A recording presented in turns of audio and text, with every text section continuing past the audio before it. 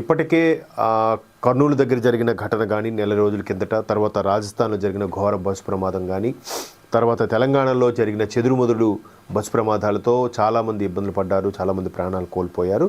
Private బస్సుల నిర్వాహకం వల్ల చాలామంది ఇబ్బందులు పడుతున్నారు. సరిగ్గా వాటి ప్రమాణాలు సరిగ్గా పాటించకపోవడం, దానిపైన రోడ్ ట్రాన్స్పోర్ట్ అథారిటీ వాళ్ళు కూడా జలిపించకపోవడం, తనిఖీలు విస్తృతంగా చేయకపోవడం, రకరకాల రీజన్స్ అయితే వినిపిస్తున్నాయి. ఈ నేపథ్యంలో ఈ తెల్లవారుజామున అల్లూరు జిల్లా, అంటే ఆంధ్రప్రదేశ్లో కొత్తగా ఏర్పడిన అల్లూరు జిల్లా ఏదైతే ఉందో ఆ అల్లూరు జిల్లాలో ఒక లోయలో బస్సు పడింది. అది కూడా సుమారుగా రాయలసీమ ప్రాంతానికి చెందిన కర్నూలు అనంతపురం జిల్లాకు చెందిన ఒక ప్రయాణికులు వాళ్ళ బస్సు యాత్రలో తీర్థక్షేత్రాలు దర్శించుకునే భాగంగా భద్రాచలం నుంచి అన్నవరం దర్శించుకుందామని వెళ్తుంటే ఈ ఘటన జరిగింది. అల్లూరు జిల్లాలో మారేడుమిల్లి సమీపంలో లోయలో ఈ బస్సు పడిపోయి సుమారుగా నిద్రలోనే 15 మంది వరకు చనిపోయినట్టుగా వార్త వస్తుంది. ఇక్కడ బ్రేకింగ్లో 9 మందిని చూపిస్తుంది, కానీ సుమారుగా కడపటి వార్తలు అందేసరికి సుమారుగా 15 మంది వరకు దుర్మరణం చెందారు.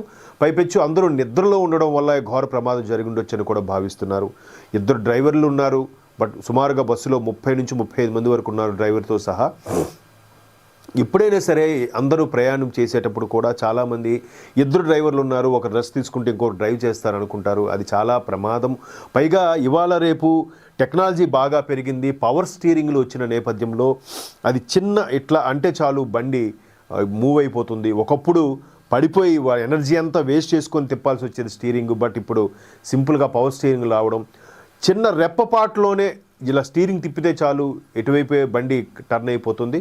తర్వాత చాలామంది నేను పొద్దున్నంతా పడుకున్నాను, సాయంత్రం వరకు పడుకున్నాను, ఇందాక నైట్ వరకు పడుకున్నాను, నిద్ర రావట్లేదు, నేను ఖచ్చితంగా డ్రైవ్ చేసేస్తాను అనుకుంటారు. కానీ సుమారుగా 2 తర్వాత నుంచి 5 లోపు ఆ 3 అవర్స్ పీరియడ్ ఏదైతే ఉందో, అంటే వేకువజామున అర్ధరాత్రి 12 దాటాక 2 గంటల నుంచి సుమారుగా 4:30 వరకు అయినా 5 వరకు అనుకుందాం పోనీ, ఆ మధ్య పీరియడ్లో ఎక్కడ ఒక సైడ్ కాపీ రెస్ట్ తీసుకోవడం కానీ, లేదంటే మ్యాక్సిమం 2 వరకు డ్రైవ్ చేసి అట్లీస్ట్ ఒక 3-4 వరకైనా రెస్ట్ తీసుకొని మరలా డ్రైవ్ చేయడం అనేది ఉత్తమమైన కాన్సెప్ట్. కానీ ఏం కాదులే పడుకున్నాను డ్రైవ్ చేసేస్తాను అనుకుంటారు.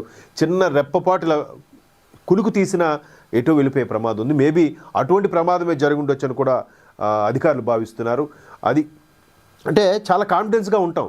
మనిషి అనేవాడు దేన్నైనా ఆపుకోగలడు, దేన్నైనా తట్టుకోగలడు, కానీ నిద్రని ఆపుకోలేడు, తట్టుకోలేడు. ఎందుకంటే మనకు తెలియకుండానే రెప్ప పడిపోతుంటుంది. అది మీరు అబ్జర్వ్ చేయండి. పెద్ద పెద్ద వాళ్ళ విషయంలో ఫారెన్ డెలిగేట్స్, పెద్ద పెద్ద హైరార్కీస్ వాళ్ళ మీటింగుల్లో కూడా కొంతమంది చిన్నగా కునుకు తీస్తూ ఉంటారు. వాళ్ళకి తెలియదా, అవేర్నెస్ ఉండదా, అరే అంత పెద్దవాళ్ళ సభలో మనం ఎట్లా కునుకు తీస్తే పద్ధతి కాదని తెలీదా? బట్ తెలియకుండానే మనకు అది ఆవహించేస్తుంది. సో అట్లాంటి ప్రమాదం ఉంటుంది కాబట్టి ఖచ్చితంగా అలాంటిది జరిగి ఉండొచ్చు అని కూడా ఒకసారి చూస్తున్నారు. ఆ వార్త ఒకసారి చూస్తే అల్లూరు సీతారామరాజు జిల్లాలో ఘోర ప్రమాదం జరిగింది. ఓ ప్రైవేటు బస్సు అదుపు తప్పి లోయలో పడింది. చింతూరు మారేడుమిల్లి ఘాట్ రోడ్లో రాజుగారి మెట్ట వద్ద ఈ ఘటన చోటు చేసుకుంది. బస్సులో 2 డ్రైవర్లు ఉన్నారు, 35 మంది యాత్రికులు ఉన్నారు. వీళ్ళు 9 మంది మృతి చెందారంటున్నారు. ఇంతకుముందు వచ్చిన వార్తలో 15 మంది వరకు మృతి చెంది ఉండొచ్చు.